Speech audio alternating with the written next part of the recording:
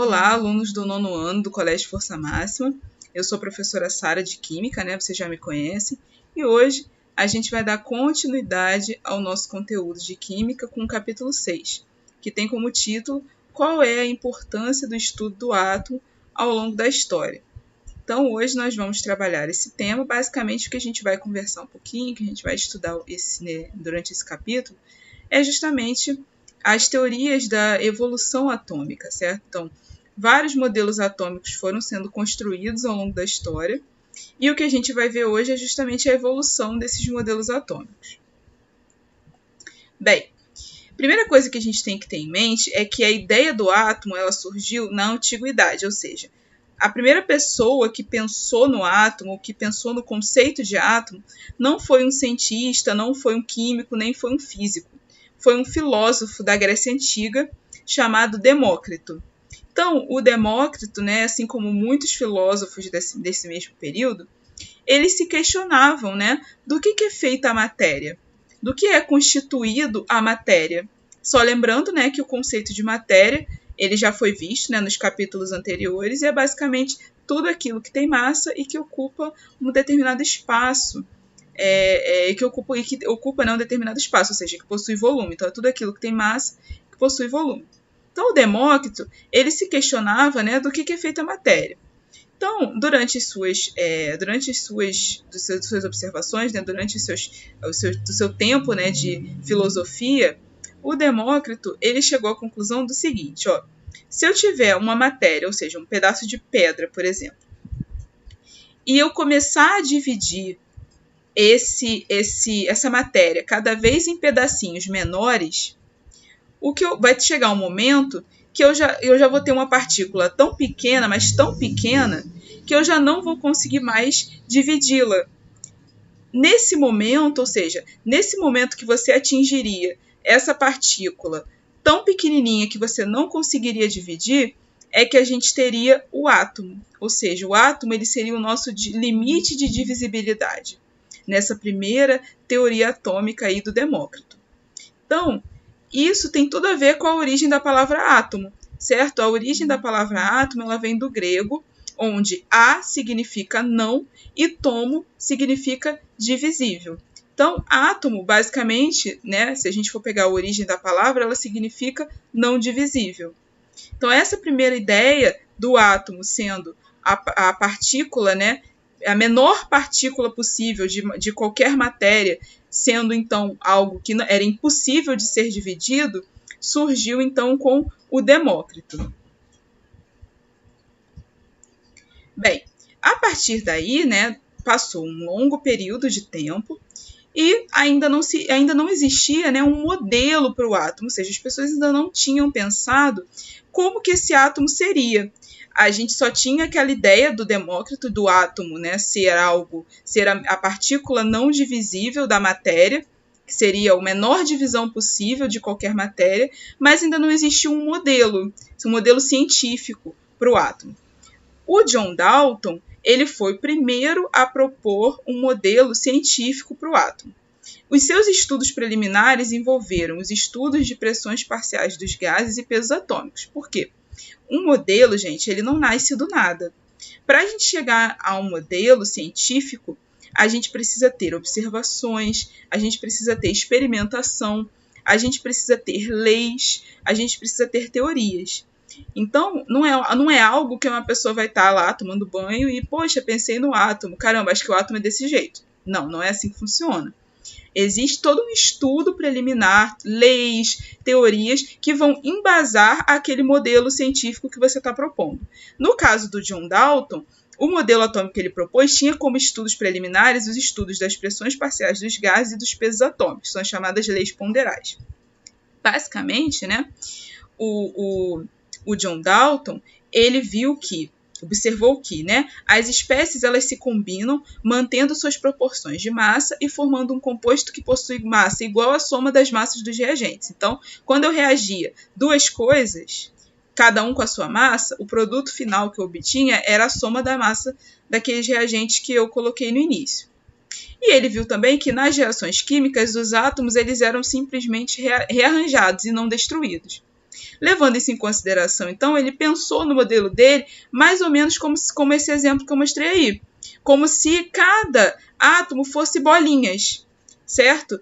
Porque esse tipo de modelo conversava com essas observações que já tinham sido feitas antes.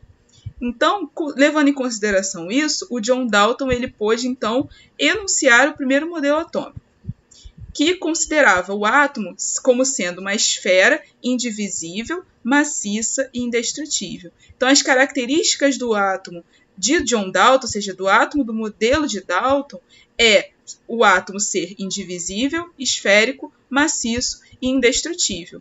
Esse modelo, por conta dessa característica do átomo ser uma bolinha maciça, indestrutível, indivisível, ele ficou conhecido como modelo da bola de bilhar, porque o átomo ele seria muito parecido com uma bolinha de bilhar, ou seja, com uma bolinha de sinuca, né?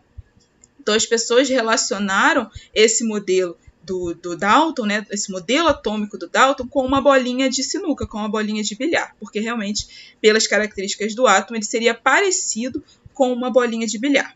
Okay? Então, esse foi o nosso primeiro modelo atômico, né, científico, realmente embasado em observações, embasado em leis e em teorias, que foi enunciado para tentar explicar como que seria o átomo. Bem, num segundo momento, né, com o desenvolvimento de outros conhecimentos científicos, foi possível, então, o desenvolvimento de outro modelo atômico, que tentasse explicar outras observações que o modelo de Dalton já não conseguia mais explicar. Então, com o Thomson, né, que é o nosso segundo modelo atômico, o modelo de Thomson, o eletromagnetismo, ou seja, a eletricidade, já existia nessa época. Então, o Thomson ele pôde realizar um experimento chamado de experimento de tubos de raios catódicos, certo? E para explicar o que ele observou nesse experimento, ele pôde então propor um novo modelo atômico, que conversava com o experimento que ele tinha realizado. Então, nesse experimento do tubos de raios catódicos, basicamente o que a gente tem é um tubinho de vidro, certo? E ali dentro daquele tubinho de vidro, né, dessa ampola de vidro, a gente tem a formação dos chamados raios catódicos, certo? O Thomson, quando ele observou os raios catódicos, ele percebeu o seguinte, ó, nessa ampola a gente tinha dois campos elétricos. A gente tinha aqui o campo elétrico negativo e o campo elétrico positivo, certo? A gente sabe que os opostos se atraem, certo? As cargas opostas se atraem. Então, positivo atrai negativo, certo? Negativo atrai positivo. Quando o Thomson ele observou os raios catódicos dentro dessa ampola de vidro, ele percebeu que os raios catódicos eles tinham um desvio. Ó. E eles tinham um desvio no sentido de quem? Eles tinham um desvio no sentido do campo positivo. Ou seja, para que isso ocorresse, isso significa que deveria existir algo no átomo que tivesse carga o quê, gente? Carga negativa, para poder explicar o porquê desse desvio no sentido do polo positivo. Então, como o polo positivo atrai polo negativo, o Thomson chegou à conclusão que deveria existir algo no átomo que tivesse carga negativa, para explicar esse desvio que aconteceu no sentido do campo positivo. Nesse momento, então, o Thomson ele pôde enunciar o seu modelo atômico.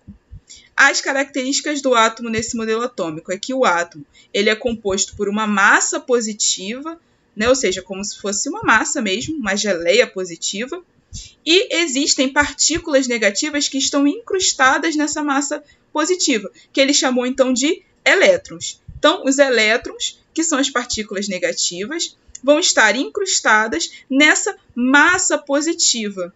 E o elétron seria esse conjunto de massa positiva e elétrons, partículas de elétrons incrustadas nessa massa. Seria muito parecido, então, com um pudim de passas. Por isso que também o modelo de Thomson é conhecido como modelo do pudim de passas. Olha só, aqui é o modelo dele, ó. A massa positiva e os elétrons negativos incrustados nessa massa positiva. E aqui a gente tem o pudim. É como se a massa positiva fosse a massa do pudim e os elétrons fossem as passas, certo? Por isso que ficou conhecido como modelo do pudim de passas. Aqui é massa positiva e os elétrons incrustados, certo? Muito bem.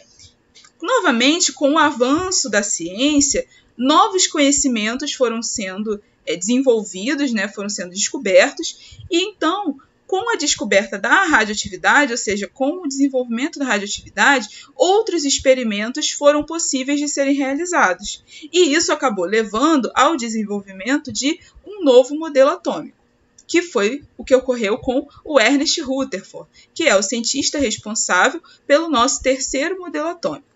O Rutherford, com os conhecimentos de radioatividade, né, ele realizou o experimento chamado Experimento da Folha de Ouro, bombardeada por partículas alfa. Como que funcionou esse experimento? Foi o seguinte, ó, ele tinha aqui uma fonte emissora de partículas alfa, certo? Então aqui está a nossa fonte emissora de partículas alfa. Essa fonte, obviamente, ela emitia o quê? Emitia partículas alfa.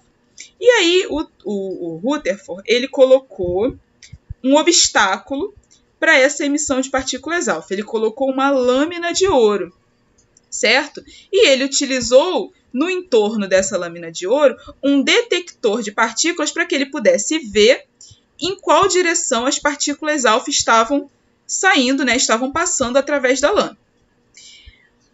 O que o Rutherford ele queria observar com esse experimento? Na realidade, ele queria observar o seguinte, ele queria observar que... Não vamos falar o que ele queria observar, não. Vamos primeiro falar o que ele observou, né? O que ele realmente observou nesse experimento. Então, vamos lá, só para a gente lembrar. Tinha uma fonte de partículas alfa.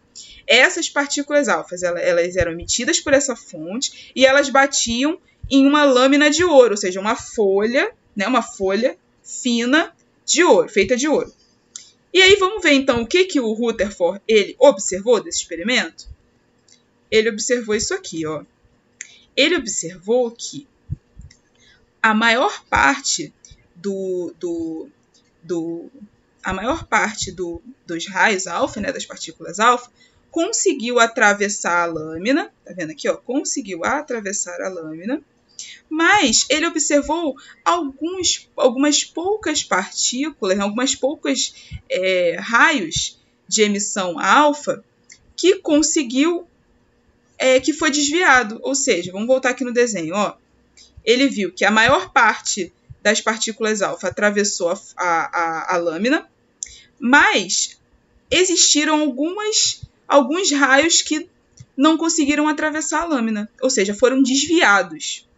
Então, olha só, ele viu que ele emitiu essas partículas alfa, a maior parte dos raios atravessou a lâmina, porém, existiram alguns raios que foram travados, ou seja, voltaram. Eles não conseguiram atravessar. Foi mais ou menos isso aqui, ó. A maior parte dos raios atravessou, porém, uma pequena parte desses raios não conseguiu atravessar a lâmina. Se a gente observasse esse mesmo experimento com o modelo de Thomson, o que a gente iria observar? Lembra que o modelo de Thomson era uma massa positiva com elétrons incrustados? O que a gente iria observar então? Todos os raios seriam capazes de atravessar, porque não teria nada com massa muito grande que atrapalharia a passagem desses raios, certo? Quando o Rutherford observou que a maior parte dos raios atravessou, porém que houve desvio de uma certa quantidade de raios, o que ele pensou? Ele pensou o seguinte, bem, se está desviando, é porque provavelmente esse raio, quando ele bate na folha de ouro, ele está encontrando alguma massa que não está deixando ele atravessar, certo? Então ele pensou, bem, para isso está acontecendo, o modelo de Thomson já não vai conseguir explicar isso que está acontecendo, porque no modelo de Thomson não teria desvio. Então, o Rutherford, para poder explicar as observações que ele viu nesse experimento, ele precisou, então, enunciar um novo modelo atômico, certo? Como que ele imaginou? Ele pensou o seguinte, bem, se poucos raios estão sendo desviados, é porque, provavelmente, a parte que tem maior quantidade de massa no átomo deve ser uma parte pequena, certo? Porque só alguns poucos raios que conseguiram encontrar essa parte. Então, ele imaginou que deveria existir no átomo uma partezinha pequena que tivesse uma massa considerável.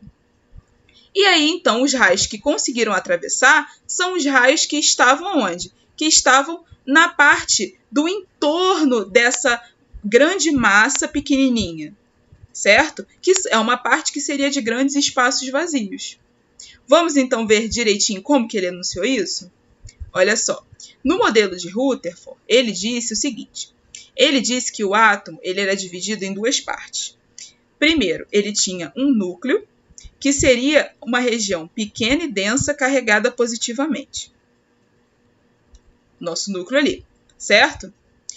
Então, aquela partezinha que ele falou que tinha grande massa, porém era muito pequena e que causou o desvio dos raios, é o núcleo, certo? Ou seja, o raio que desviou foi o raio que encontrou o núcleo do átomo.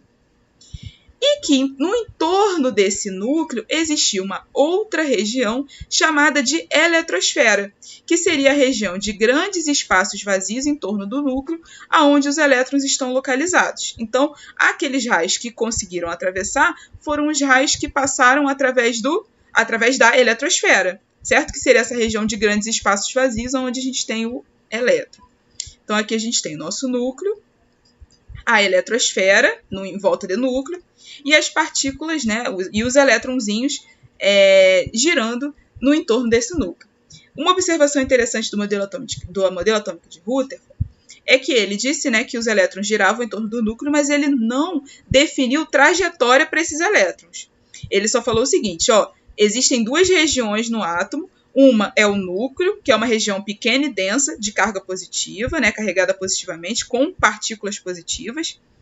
E existe uma região no entorno do núcleo, que é uma região bem grande, muito maior do que o núcleo, aonde a gente tem os elétrons. E essa região tem grandes espaços vazios.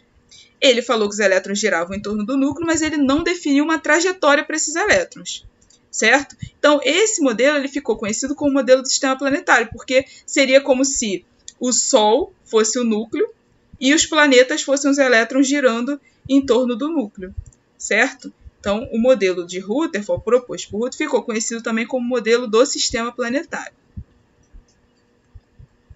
Muito bem.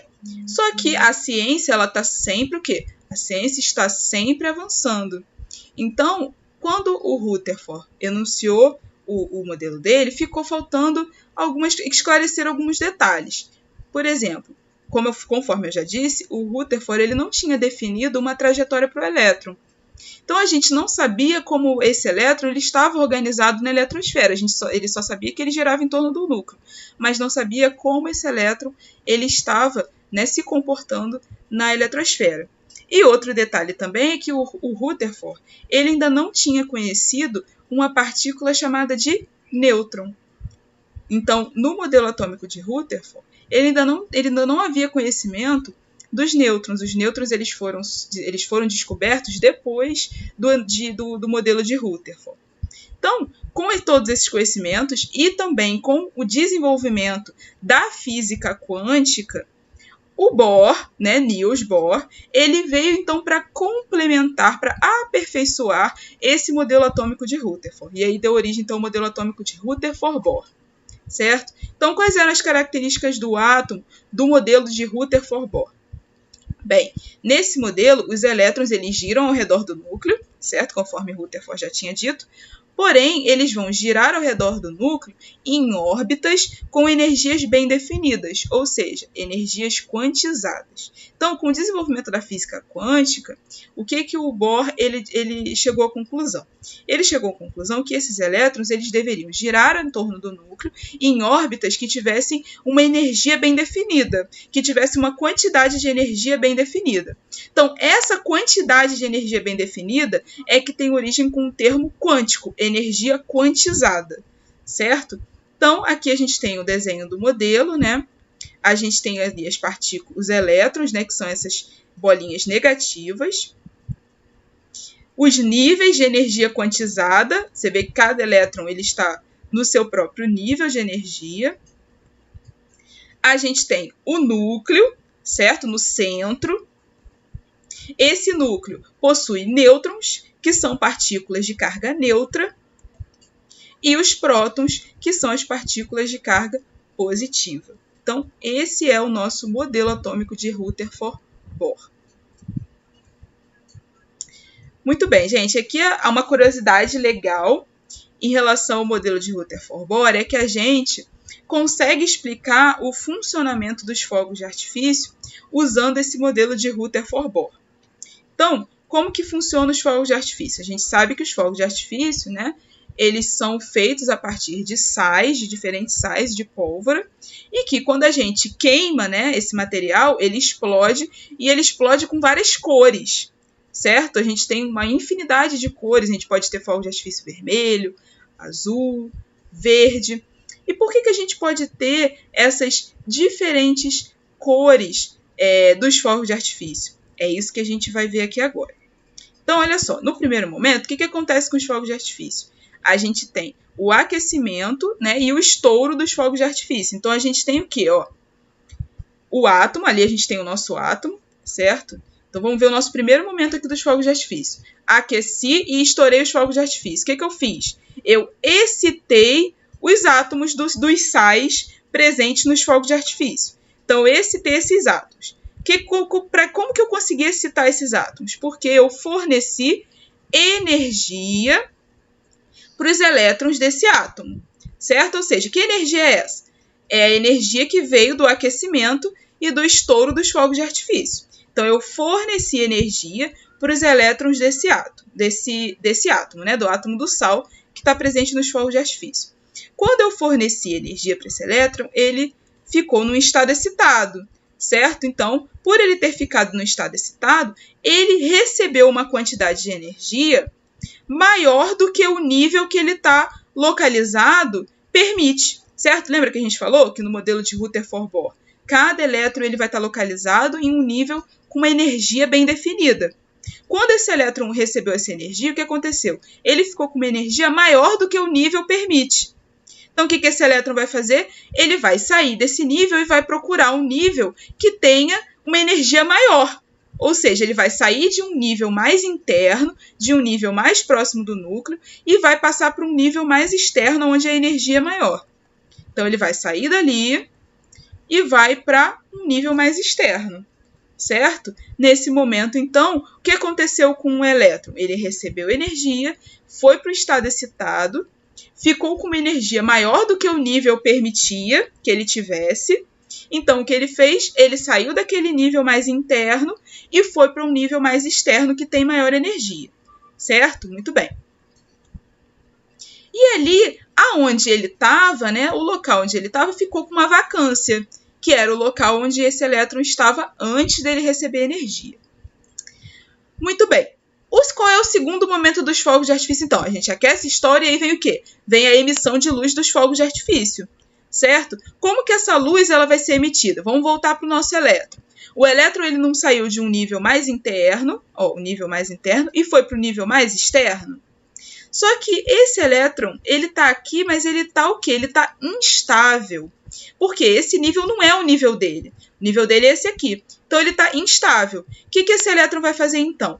Ele vai querer retornar para o nível dele de origem. Ele vai querer retornar para o nível original.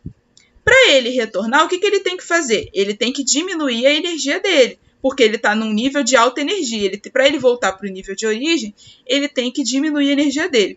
Como que ele vai diminuir essa energia? Ele vai diminuir essa energia,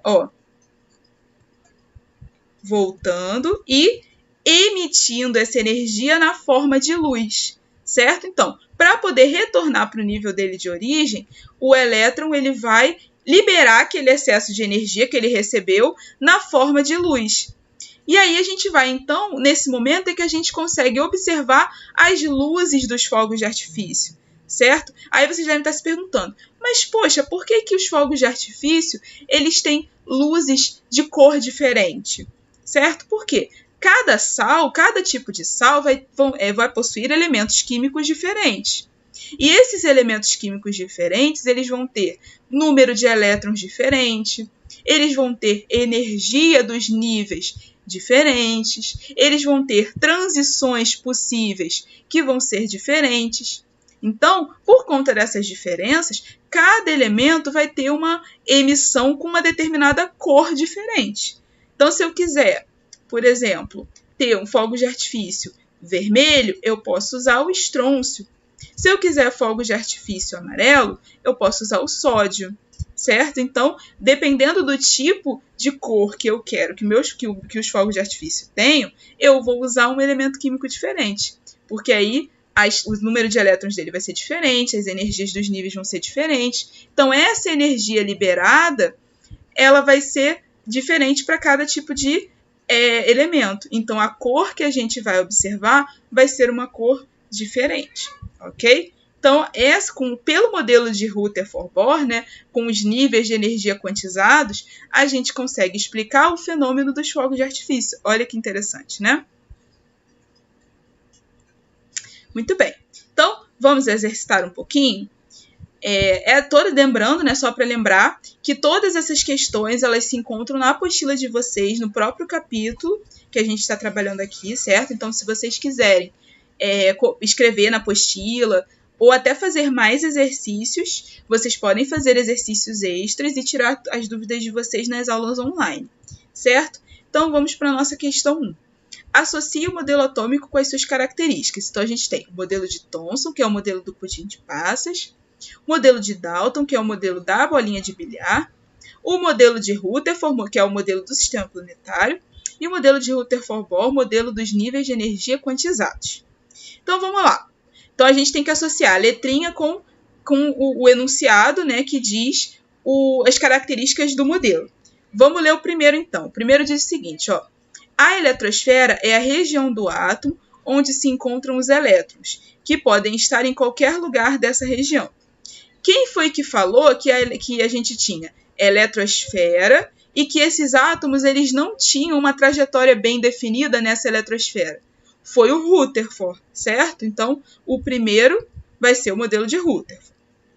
Vamos ler o segundo.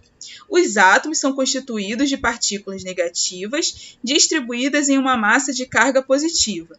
Quem falou pra gente que o átomo ele tinha partícula negativa e que eles estavam incrustados numa massa de carga positiva? Foi o Thomson, né? Modelo do pudim de passas. Então, a segunda frase está relacionada com o modelo de Thomson. Terceira frase. Os átomos são esferas maciças e indivisíveis. Modelo da bolinha de bilhar. Quem é o modelo da bolinha de bilhar? Modelo de Dalton, né? O nosso primeiro modelo atômico realmente embasado cientificamente. Então, letra B é a nossa terceira frase. E, por último, os elétrons de um átomo podem estar apenas em camadas com energia quantizada na eletrosfera.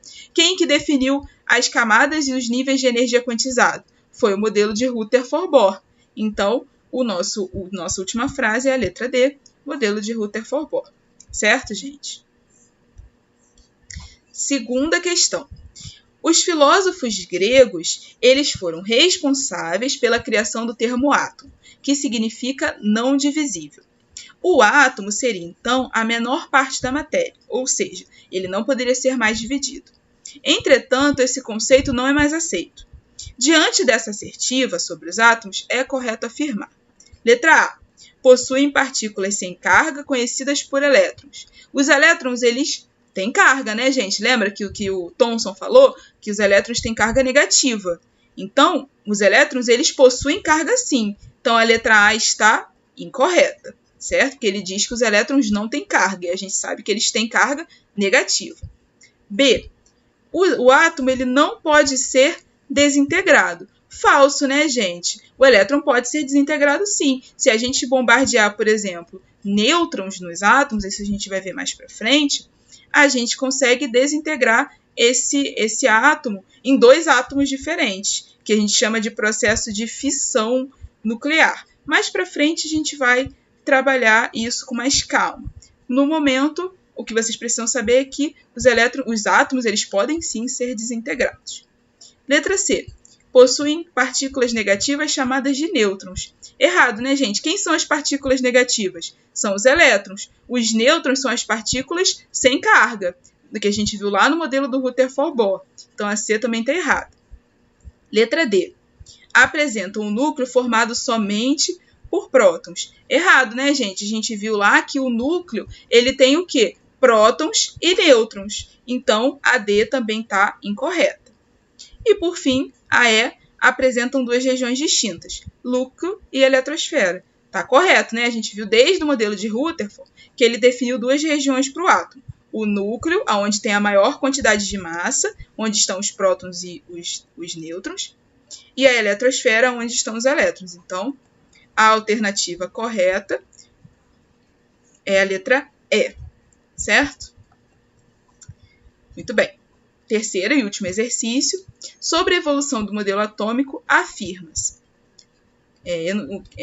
Número 1. De acordo com os postulados de Bohr, os elétrons emitem energia quando saltam de uma camada para outra mais interna. Lembra quando a gente explicou o funcionamento dos fogos de artifício? O que acontecia com o elétron para ele emitir luz? Ele saía de uma camada mais externa e ia para uma camada o quê? Mais interna, mais próxima do núcleo. Então, para emitir energia, ele tem que saltar de uma camada mais externa para outra mais interna. Então, o número 1 está correto. Número 2.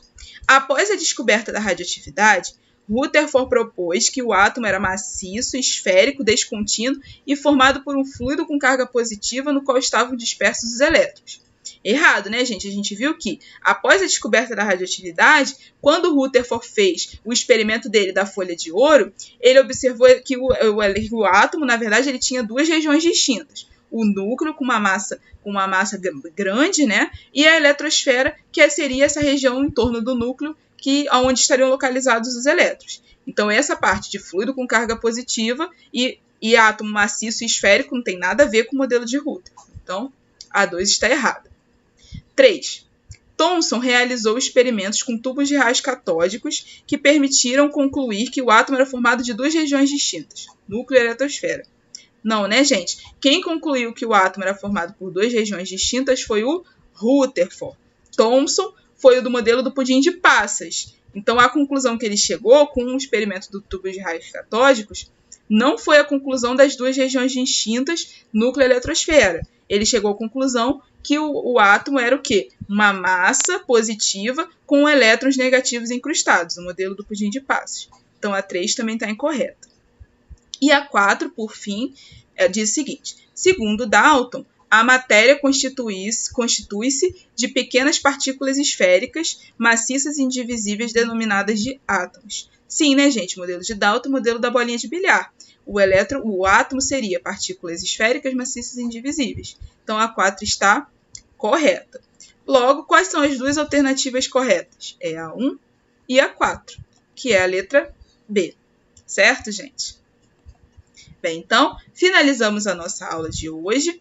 Espero que vocês tenham aprendido bastante coisa. Só para lembrar, esse conteúdo, ele está na apostila de vocês, no capítulo 6, e no final vocês têm vários outros exercícios diferentes desse que a gente resolveu aqui. Então, vocês podem resolver mais exercícios e trazer as dúvidas para as aulas online, beleza, gente? Então, a gente fica por aqui. Até a nossa próxima aula. Tchau, tchau, gente!